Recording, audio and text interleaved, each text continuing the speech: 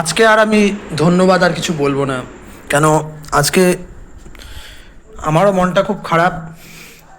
চারিদিকে ওবিসি কেসের জন্য যেভাবে নিয়োগগুলো আটকে আছে, বা নতুন নোটিফিকেশন বেরোচ্ছে না, বা 2000 WBCS 2022-এর রেজাল্ট আটকে আছে সেখানে, এবং 2023-এর মেন্সের রেজাল্ট আটকে আছে, তার সঙ্গে সঙ্গে ক্লার্কশিপের, মিসলেনিয়াসের। আমি খুব আশা করেছিলাম হয়তো 2022-এর রেজাল্টে একটা ভালো খবর পাবো, বা 2023-এর রেজাল্টেও ভালো খবর পাবো একটা। সেই আশাটা আমি হয়তো আস্তে আস্তে হারাচ্ছি। আর তার সঙ্গে আর একটা বাজে খবর, যে ওবিসির কেসে শুনেছো তোমরা, যে 3 মাসের সময় চেয়েছে, আবার নতুন করে সার্ভে করবে সরকার। তার জন্য 3 মাস আমাদের মুখে কুলু পেটে বসে থাকতে হবে।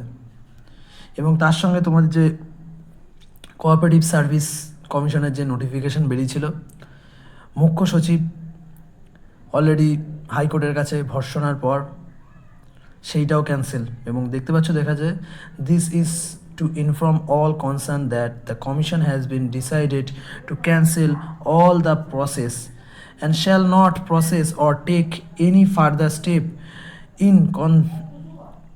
In connection with public advisement. এই নাম্বার যেটা দেওয়া ছিল সেটা, in particular, and no further action shall be taken regarding any process for recruitment until further notification. মানে বলতে চাইছে যে কমিশন ডিসাইড করেছে এই প্রসেসটা এই মুহূর্তে কিন্তু ক্যান্সেল হচ্ছে, এবং যে নোটিফিকেশনের মাধ্যমে তোমাদের নিয়োগের জন্য টাকা বা কেটেছিল সেইটা কিন্তু এখন এই মুহূর্তে স্টপ থাকবে, কোনো অ্যাকশান নেওয়া হবে, নো ফার্দার অ্যাকশান টেকেন। হ্যাঁ, পরবর্তীকালে যদি কোনো ফার্দার নোটিফিকেশান আসে তার মাধ্যমে আবার অ্যাকশান নেওয়া হবে। দেখতে পাচ্ছ 19/3, আজকে 19 তারিখ মার্চের অর্ডার বের করেছে সেক্রেটারি। এইটা খুবই মানে দুঃখের ব্যাপার। এবং কি বলবো, আমার কিচ্ছু বলার নেই। আমি হয়তো তোমাদের ক্লাস নিচ্ছি, তোমাদের অনেক রকম ডেসক্রিপটিভ ক্লাস নিচ্ছি, এনটিপিসি ক্লাস নিচ্ছি, সব কিছুর ক্লাস নিচ্ছি। মাঝে মাঝে মনে হয় কি, হয়তো আমিও পড়ছি, পড়ে তোমাদের যেটুকুনি তোমাদের হেল্প করার, যেইটুকুনি আমি পারছি, মানে আমি ট্রাই মাই বেস্ট তোমাদের যাতে তোমরা পাও। কিন্তু আমি এখন মনে হয় আমি কাদের জন্য পড়াচ্ছি। তোমরা যদি চাকরির, যে কিসের জন্য খাটবে, চাকরির জন্য খাটবে। আর যদি চাকরির ফর্ম না বেরোয়, তাহলে ভিডিওগুলো মনে হয় কোথাও গিয়ে কাদের জন্য বানাচ্ছে। হ্যাঁ, জানি হয়তো আমার ভিডিওটা অত রিচও হয় না, তোমরা অত পছন্দ করছো না, কিন্তু ভিডিওতে ইনফরমেশান আছে, প্রচুর ইনফরমেশান আছে। তোমরা হয়তো, কিন্তু আমি এখন খুবই মানে আমারও খুব খারাপ লাগছে যে মানে মুখে কিছু বলার নেই। মানে আমিও খুব ফেড আপ, মানে মনটা সত্যি খুব খারাপ যে এরপরে কি করব। আমার একটা স্বপ্ন, সবারই তো একটা স্বপ্নের চাকরি হয়, যে সবাই স্বপ্ন দেখে, কোথাও মনে হচ্ছে স্বপ্নটা ভেঙে যাচ্ছে। তোমাদের সঙ্গে এইটুকুনি শেয়ার করতে আসলাম। জানি না তোমাদের সবার কি মনে হচ্ছে, তোমাদের সবার কি মনে হচ্ছে। হ্যাঁ, তোমাদের সঙ্গে তো সরাসরি ইন্টারাকশান হয় না আমার। তোমাদের যার কি মনে হচ্ছে বা কার কি মত, অবশ্যই কমেন্টে জানিও। আর আবারও বলছি, সাবস্ক্রাইব করতে বলবো না, কেন বলবো তোমাদের?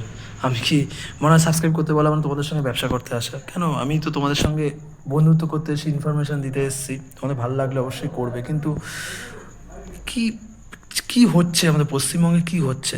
অন্যান্য রাজ্যে তো নিয়োগ হয়ে যাচ্ছে, অন্যান্য সব কিছু হচ্ছে। পশ্চিমবঙ্গে তো একবারও তো হাইকোর্ট বলেনি যে বন্ধ রাখতে। কেন বন্ধ রাখছে, কি করছে সরকার জানে। আজ এতগুলো ছেলের, মানে ধরো আমি বলছি, ধর যে কোনো, মানে আমাদের রাজ্যে অন্তত সবাই খাটে কিছু না কিছুর জন্য। অন্তত রাজ্যে অন্তত তো আমি ধরলাম 1 থেকে 1.5 লাখ ছেলের তো ভবিষ্যৎ কোথাও গিয়ে মনে হয় যেন অন্ধকার। মানে আস্তে আস্তে যখন যত মানুষের যত এগোয় তত ভবিষ্যৎ আলো হয়, যত দিন যায় তত আলো হয়। আমার হচ্ছে যত দিন যাচ্ছে তত অন্ধকার হচ্ছে ভবিষ্যৎ। তবে তোমাদের ডিমোটিভেট করবো না। তোমরা যারা ভালো করে খাটো খাটো কী বলবো, সিজিএল, এমটিএস, সেন্ট্রালে যেরকম, সেন্ট্রালেও একই প্রসেস। সেন্ট্রালে সিট কমছে, প্রচুর সিট কমে যাচ্ছে। এবং কিন্তু সেন্ট্রালে রেগুলার নিয়োগটা হচ্ছে, এটাই মানে সিট কমছে প্রচুর, কাট আপটাও সেন্ট্রালে হাই যাচ্ছে, কী করবে বলো? প্রচুর ছেলেপেলে এখন খাটছে, কাট আপটাও হাই যাচ্ছে, মানে মানে বোঝা যায় ওই শাকের করা হয়ে গেছে, যেদিকে যাবে সেদিকেই কাটবে। আজকে আমার আর কিছু বলার নেই, আমি খুব মনটা খারাপ লাগছিল। তাই জন্য তোমাদের ইনফরমেশনটা দিলাম, ভাল লাগছে না তোমাদের সঙ্গে। তোমরা প্লিজ কমেন্ট করো তোমাদের কার কী মনে হচ্ছে, আমি খুব ডিপ্রেসড। তোমাদের কার কী মনে হচ্ছে অবশ্যই কমেন্ট করো।